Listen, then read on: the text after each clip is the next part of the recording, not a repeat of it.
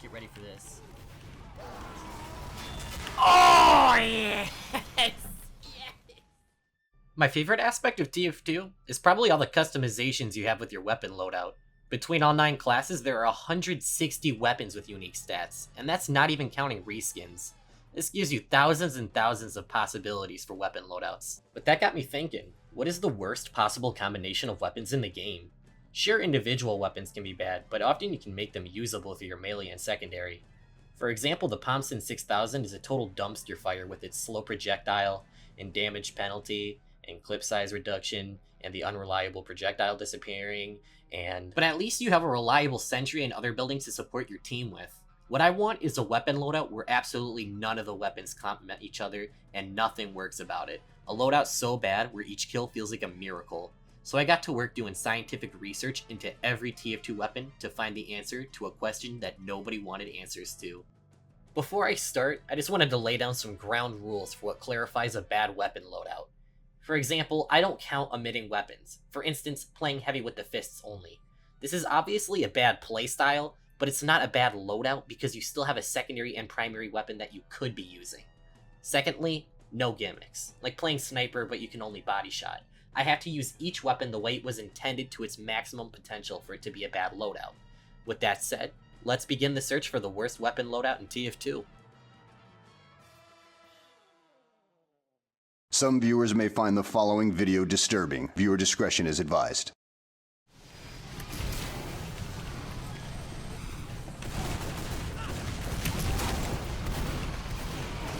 Oh my god. The first loadout I tried was the rocket jumper, gunboats, and the disciplinary action. The gunboats are instantly negated by the fact that the rocket jumper deals no self-damage, so already your secondary slot is completely useless. And since the rocket jumper deals no damage and can only be used for jumps, that means you're stuck using the whip as your only damage dealing tool. But the whip also has a damage penalty, so it takes more swings to kill an enemy.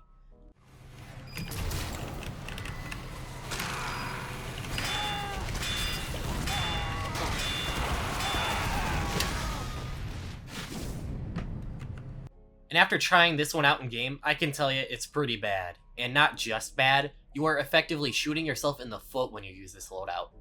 With a rocket launcher. The whip has a pretty pitiful damage output if you're not getting random crits, dealing only 49 damage. And if you're anything like me, you didn't get a lot of random crits. You can hardly kill anything except retreating enemies and clueless snipers, and the second someone lays down a sentry, you just become strange weapon food, just waiting to die. If you want to suffer an entirely different way, use the pain train, because on anything without a point to capture, it is the only direct downgrade in the game, giving you a 10% bullet vulnerability with no upside. However, I still think the whip is worse for this loadout because at least the pain train does a crisp 65 damage. But for as bad as this loadout was, I just had this itching feeling that I could do worse. With this loadout, you're still highly mobile, and the whip provides you with a tool to help boost your team, so you're not as utterly useless as I first envisioned. I knew I could do worse. My masochistic brain knew I could find a loadout that would make me suffer more. A loadout so bad, someone AFK and Spawn would be a better teammate. So I had to continue my search. The next weapon loadout I tried was for Spy. I remembered that the Your Eternal Reward knife has this little downside right here. Normal disguises require and consume a full cloak meter. And then I remembered that to activate the Dead Ringer watch, your cloak meter has to be full. This already seemed trashy, so I added on the Enforcer and Red Tape Recorder for good measure. With this loadout, you cloak less and you can really only disguise in the resupply room or on a backstab, so you'll be uncloaked and undisguised for long periods of time, which if you know anything about Spy, is the opposite of good.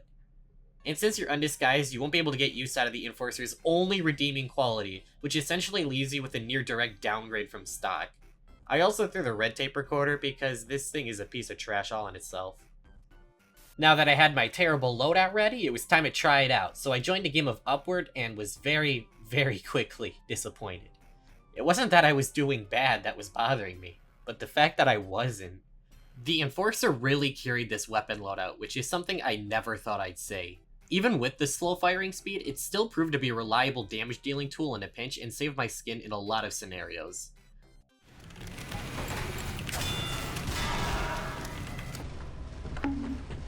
This loadout actually proved to be so unbad that I got a 10 plus kill streak on defense, which normally wouldn't be a big deal, but considering what I'm trying to do here was a big letdown. After a couple more matches, I decided I'd try this loadout somewhere where I couldn't rely on my revolver to save me, so I booted up a match of DeGroot Keep, and to say the results were underwhelming would be an exaggeration. Prepare to compete in 30. Nope.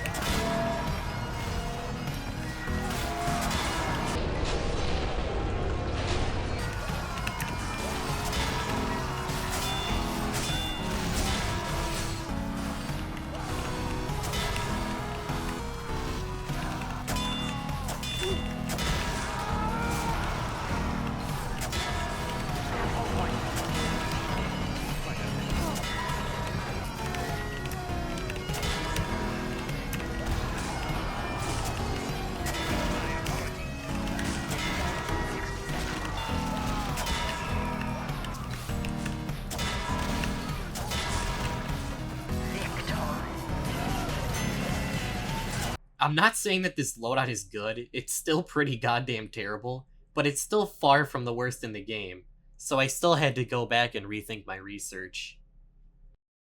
After many failed attempts and many mediocre loadouts, I think I finally found what is easily the worst loadout in all of TF2.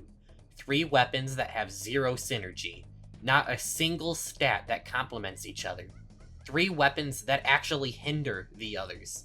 I present to you the Base Jumper, the Scottish Resistance, and the Persian Persuader. Let me explain. The Scottish Resistance is very much a secondary weapon. With its incredibly long fuse time, using this thing in a head-to-head battle is torture. So trying to sticky jump into a fight is terrible, meaning the Base Jumper is absolutely useless. And you have no chance in a fight. Missile alone, run!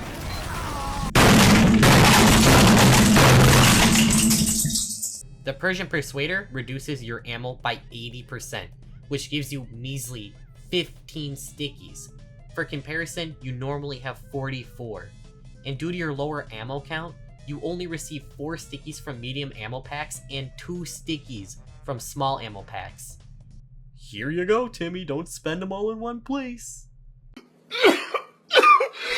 And the Persian Persuader doesn't have random crits, and it deploys and holsters slower, so you are essentially a roll of toilet paper with 175 health. I knew this was a bad idea while jumping into a game, and after a few rounds I couldn't bear it anymore. It is the worst loadout in TF2, and the worst way to play TF2. I cannot stress this enough.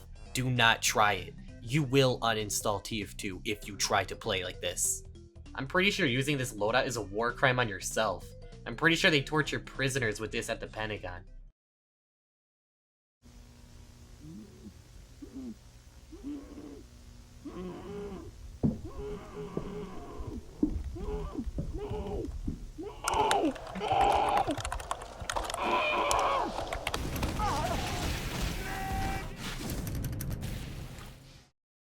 Before I ended the video, I just wanted to give a big shout out to everyone for helping me reach 200 plus subscribers. I was only at 30 a couple days ago and I just had this big boom.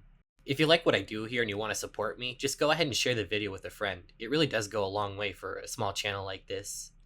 I got more stuff on the way, so just wanted to say thank you and have a splendid night.